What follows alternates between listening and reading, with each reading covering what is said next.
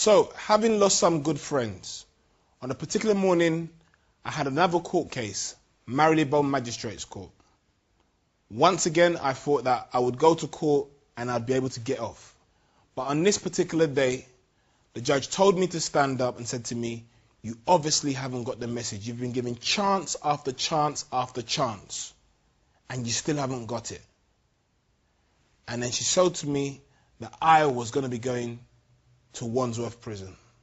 I couldn't believe it. Here I was, the son of a barrister, now going to spend time with criminals. Because I never considered myself as one. I thought I was just living my life.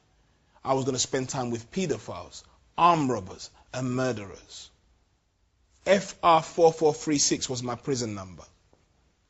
I remember the first day of arriving at Wandsworth, being strip searched, having everything that I found valuable taken away from me.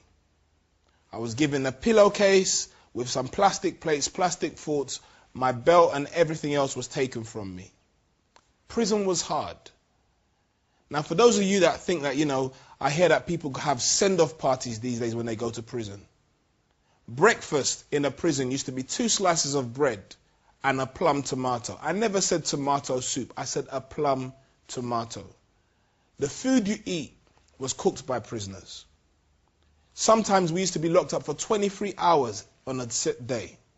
23 hours locked up, and if we did get an hour of exercise, we had to walk around in a courtyard and we'd be monitored by prison guards all over the prison vicinities. Prison was hard. And for me personally, if I had served longer than the time I did serve, I would have probably contemplated taking my life.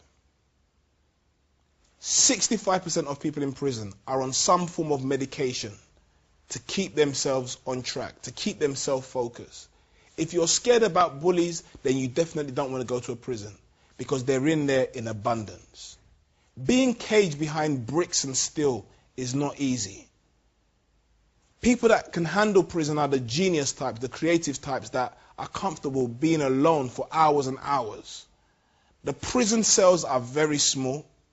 The prison springs are really hard. And you have to share a cell with somebody else. You have a toilet in the corner. And there are no demarcations, if you can understand what I'm saying. Prison was hard for me. Prison was somewhere that I promised myself I never wanted to go again. Now, on the day I was being released, what happened was probably the catalyst to why I've never been back to prison since. And I don't intend to go for the rest of my life. As I was leaving, I'd been given £131 to start life over again. All my property was put into a bag that said Her Majesty's Prisons, Wandsworth. And as I was walking out after signing my signature for the last time, one of the prison guards said to me, "See you back here in 6 months, mate." In that moment, I stopped. And I turned around to him. I said, "What did you say?" He said, "See you back here in 6 months. You're only going to go and repeat offend again." And I said to myself, the system had already given up on me. Was I going to give up on myself?